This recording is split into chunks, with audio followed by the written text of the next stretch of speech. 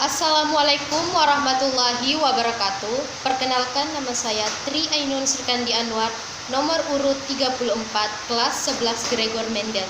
Di video ini saya akan mempresentasikan materi uji kompetensi 3.2. Pertanyaan yang pertama, apa yang dimaksud dengan demokrasi? Kata demokrasi berasal dari dua kata dalam bahasa Yunani, yaitu demos yang berarti rakyat dan kratos atau kratein yang berarti pemerintahan. Jadi, demokrasi merupakan pemerintahan rakyat. Secara umum, pengertian demokrasi yaitu pemerintahan dari rakyat, oleh rakyat, dan untuk rakyat. Pertanyaan yang kedua, jelaskan macam-macam demokrasi. Demokrasi terbagi ke dalam 3 bagian. Yang pertama, berdasarkan titik berat perhatiannya. Berdasarkan titik berat perhatiannya terbagi ke dalam 3 bagian. Yang pertama, demokrasi formal. Demokrasi formal yaitu demokrasi yang menjunjung tinggi persamaan dalam bidang politik tanpa disertai upaya untuk menghilangkan kesenjangan dalam bidang ekonomi. Demokrasi ini dianut oleh negara-negara liberal. Yang kedua, demokrasi material. Demokrasi material yaitu demokrasi yang dititikberatkan dalam upaya untuk menghilangkan perbedaan dalam bidang ekonomi. Sedangkan persamaan dalam bidang politik tidak dilakukan ataupun tidak dihiraukan. Demokrasi ini dianut oleh negara-negara komunis. Yang terakhir, yang ketiga, demokrasi gabungan adalah bentuk demokrasi yang mengambil kebaikan serta membuang keburukan dari demokrasi formal dan demokrasi material. Demokrasi ini dianut oleh negara-negara non-blok. Yang kedua, berdasarkan ideologi terbagi ke dalam 2 bagian, yaitu demokrasi konstitusional adalah demokrasi yang didasarkan pada kebebasan atau individualisme. Yang kedua, demokrasi rakyat, yaitu demokrasi yang berdasarkan pada paham Marxisme komunisme. Yang ketiga, berdasarkan proses penyaluran kehendak rakyat, terbagi ke dalam 2 bagian juga, yaitu 1, demokrasi langsung. Demokrasi langsung yaitu paham demokrasi yang mengikut sertakan setiap warga negaranya dalam permusyawaratan untuk menentukan kebijakan suatu negara atau undang-undang secara langsung.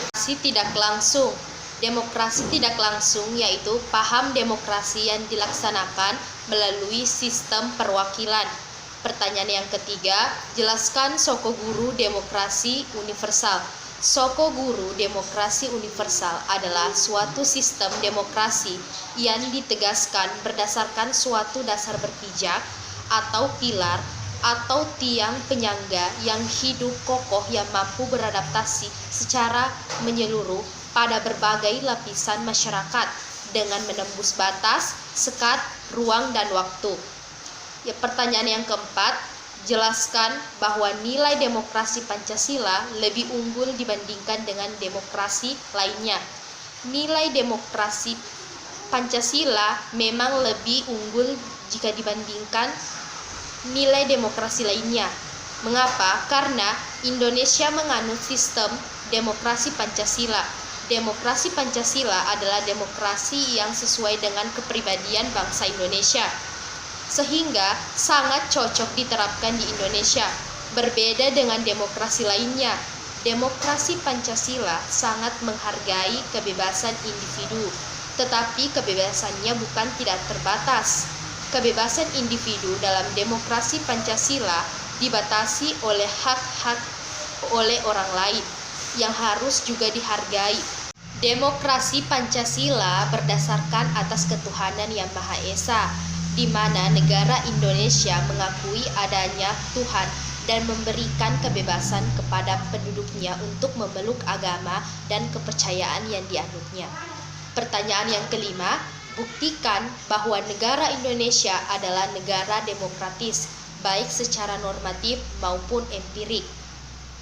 Bukti normatif adalah bukti yang berupa doktrin tertulis yang berhubungan dengan data-data. Bukti normatifnya yaitu seperti pembukaan Undang-Undang Dasar Negara Republik Indonesia tahun 1945 pada alinea keempat, Undang-Undang Dasar Negara Republik Indonesia tahun 1945 pada pasal 1 ayat 1, dan Undang-Undang Dasar Negara Republik Indonesia tahun 1945 pada pasal 1 ayat kedua. Adapun bukti empirik. Bukti empirik adalah bukti yang berupa kenyataan atau bukti yang didapatkan langsung dari pelaksanaan di masyarakat. Indonesia merupakan negara demokratis. Hal ini terbukti dengan adanya pemilu yang dilakukan untuk membentuk pemerintahan pusat maupun pemerintahan daerah.